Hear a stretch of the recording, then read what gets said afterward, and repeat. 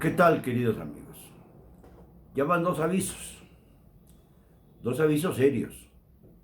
Primero, el general Carlos Gaitán Ochoa, en un desayuno con toda la plana mayor de la Secretaría de la Defensa Nacional, habló del radicalismo de la izquierda y habló de que las estrategias del gobierno federal han sido fallidas, entre otras cosas, porque el presidente se ha equivocado.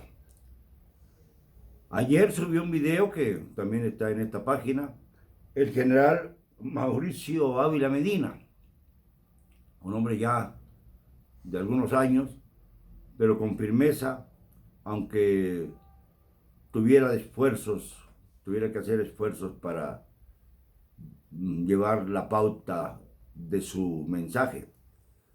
Este segundo mensaje fue todavía más serio, aunque fue de carácter personal, y ahí habló ya de la necesidad de que si el pueblo lo pide y lo exige por sentirse agraviado por las decisiones del gobierno, los militares o una parte de los militares estarían dispuestos a cumplir con la Constitución y llevar a México a un estado de excepción.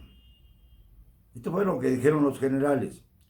Muchos me preguntan por qué hasta hoy el ejército se solivianta contra el presidente. ¿Qué acaso no ocurría algo peor que lo que está pasando ahora en los regímenes anteriores? Esto es lo que me dicen, sobre todo durante el periodo de la derecha en el poder y durante el gobierno de Peña Nieto, sobre todo durante el gobierno de Peña Nieto. Bueno, pues hay que recordar las cosas. Cada sexenio el ejército pone en la mesa del presidente algunas nuevas condiciones para actuar. Yo recuerdo que algún día el miserable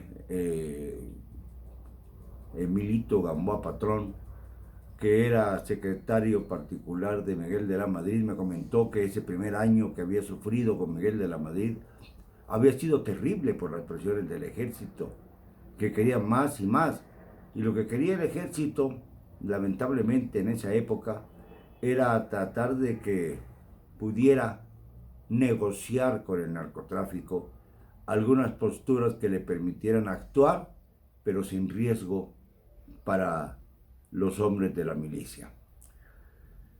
Esto significa que ha habido siempre una especie de chantaje que en algo detenía el Estado Mayor Presidencial.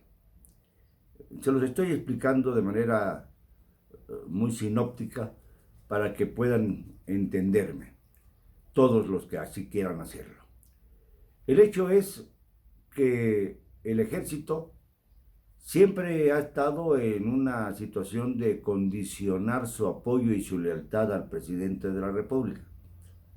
Y estos, temerosos de la reacción del ejército, siempre habían logrado sacar la palomita del aval, pero con bastantes consecuencias. Por ejemplo, acuérdense de lo que ocurrió con el ejército durante las barbaries, las matanzas de Tlatlaya, Tanuato, antes en Allende, Coahuila, en la época de Calderón. Estas primeras que mencioné durante el sexenio del señor Peña. Y no pasaba nada, no pasó nada, tampoco pasó nada después de los incidentes brutales de Ayotzinapa, en donde los familiares siguen buscando a los suyos con un apego a la vida extraordinario. Pero no se averigua a los militares, no se les induce. De repente, por algún operativo, por ejemplo, en Tlatlaya o en Tahuato, pues les castigan algunas veces a los menores, a los rangos menores, no a los rangos de alta graduación, no a los mandos militares que tienen responsabilidad.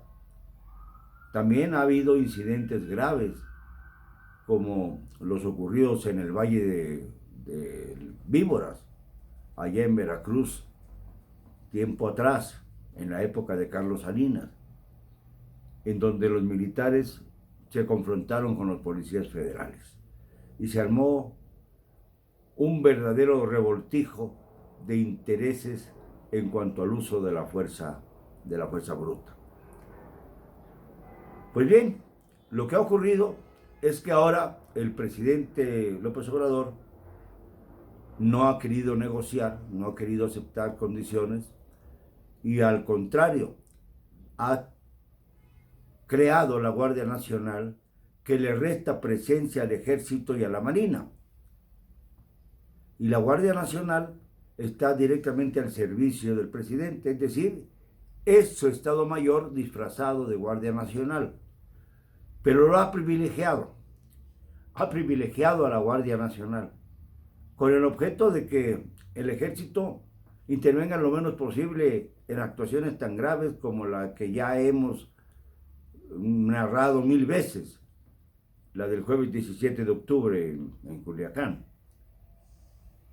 Y esto es lo que ha producido que el malestar que siempre siente el Ejército cuando se le margina haya aumentado. Sobre todo porque el presidente López Obrador no ha tenido el tino o el tacto, la inteligencia para amortiguar las reacciones del Ejército, las presiones y los chantajes. Lo de los chantajes está bien que pase por encima de ellos el presidente, pero por otro lado es importante que institucionalmente el jefe del Estado mexicano esté respaldado por su ejército. Y esto, pues lamentablemente, o se negocia o se pierde. Y este es el momento en el que estamos, porque el presidente López Obrador ya es mal visto por un enorme sector del ejército. Por eso se ha hablado de golpe de Estado, por eso se ha hablado de estado de emergencia, por eso se ha hablado de que el ejército puede en cualquier momento actuar, que puede ocurrir un estado de excepción, como decía el general Ávila Medina. Claro, puede ocurrir. Estamos en una situación grave porque además pues hay ya amenazas claras de dos bandos dentro del narcotráfico. Se han unido el Mencho con los hijos del señor Chapo Guzmán para golpear al cártel Jalisco Nueva Generación, por ejemplo. Y esto pues no es una buena noticia para México, sobre todo cuando el ejército está tan dubitativo respecto al liderazgo presidencial. Por eso se habla de todo lo que hemos dicho. No creo que el presidente López Obrador quiera seguir jugando con fuego, pero también deseo con todo corazón que la Cuarta Transformación se salve de los chantajes. Sí, el ejército está de pie, está molesto, pero no lo estuvo en el pasado y eso le resta autoridad moral. Yo siempre lo he cuestionado y ahora también, porque no se vale que olviden lo que ha ocurrido en el pasado con los excesos mismos del ejército y ahora se pretenda alebrestar a la población para llegar al extremo de un golpe de Estado que no es deseable bajo ninguna circunstancia. Entre el mal gobierno actual y la dictadura militar, me inclinaré siempre por el gobierno legítimamente constituido.